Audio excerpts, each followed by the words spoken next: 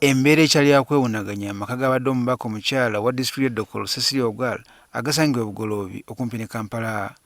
Ono yafudde lunaku lwaggulu mu ggwanga lya Buyindi gye yali agenze okujjanjabibwa.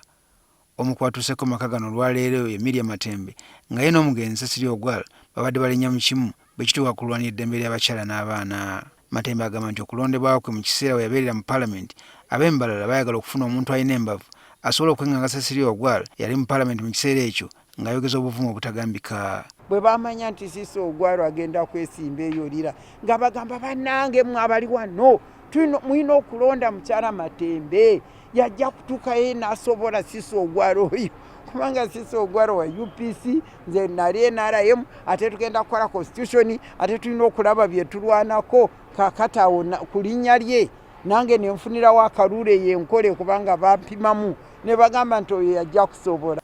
Wabula agamba nti bwe yatuuka mu Palamenti baafuuka bamukwano wadde nga balina endowooza z'ebyobufuzi nga za njawulo. Nti ate oluvannyuma baayongerera ddala okukwatagana kubanga baali balina endowooza y'emu bwe kituuka kulwanira eddembe ly'abakyala n'abaana. Bwe byatuuka ku by'abakyala musiye ng'ayita wange ndyamubuulira twogere ki nga ntula nga mugambe n'ensonga tukole bwe tugambe bwe tuti bwasituka ng'agenda ndi wa NRM wa UPC ng'agenda byogerera n'abyogerera byonna ne tubissaamu eby'abakyala nga ne sapooti ye ne kareji ye yonna ne tubiyisaamu. Kyokka agamba nti waliwo baayawukanira bwe gwatuuka kuteekawo obukiiko bw'abakyala n'abavubuka ng'Ogwal agamba nti baali bakukozesebwa ekibiina kya NRM okwekuumira mu buyinza. Matembe agamba nti kino akyejjusa kubanga ebigendererwa byalina tebyatuukirira ate ng'Ogwal yali mutuufu. Ye down the road munanga ate byatuukawa baba gavumenti eyabakapitaringa nebawamba nebakozesa ebitali byo era olaba women council youth council zigasaki obululu bwe butuuka babawayo akasente beekungaana nga bo balonda batandisanya okulondebwa n'olwekyo byampabula byali bituufu. Akalaatidde abakyala okutwala ekyokulabirako kya Cecilia Ogwal kubanga wadde abadde munnabyabufuzi abadde tava ku mukama ssaako ne famire ye.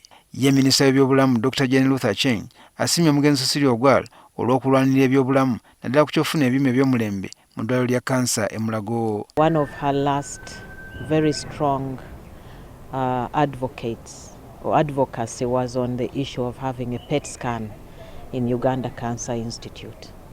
Even before she was flown to India, she kept on insisting that that PET scan must be put up this year. And I do hope it will come to pass. So we'll miss her. Enteekateeka efulumiziddwa Palamenti ne famire eraga nti omubiri gw'omugenzi Ogwal gwakutuusibwa kuno ku sande ya wiiki eno era gukwasibwa bakampuni ezirabirira emirambo gye gunaakuumirwa. It is also a long tradition in Parliament that the institution takes a center stage in organizing the send-off of a sitting member, and I'm saying a sitting member of Parliament, and Imat has been a sitting member. Ku lunaku lwa bbalaza lwa wiiki egenda okutandika gwakutwalibwa mu Palamenti ababaka bakubeko eriisa evvannyuma ate bwe gunaggibwa eno gutwalibwe mu maka ge e Bugoloobi. Wajja kubaawo okusabira omwoyo gw'omugenzi Cecilia Ogwal ku kkanisa y'abatukuvu bonna Nakasero ku lwokubiri era nga bwe gunaggibwa eno gwakutwalibwa mu maka ge mu disitulikiti Dokolo gy'abadde akiikirira ng'omubaka omukyala.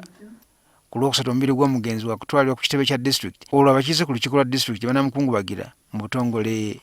Okuva e Dokolo gwakutwalibwa mu maka ge mu kibuga Lira gye gunaasuzibwa era nga wagenda kubaawo okusaba ku lunaku lwokuna mu kibuga Lira wamu ne mu disitulikiti y'e Kole. Ku lwokutaano wajja kubaawo okusaba ssaako abantu ba bulijjo okuba eriiso ku mugenzi mu maka g'omugenzi agasangibwa ku kyalo Alito olw'okuziika ku lw'omukaaga mu disitulikiti y'e Kole.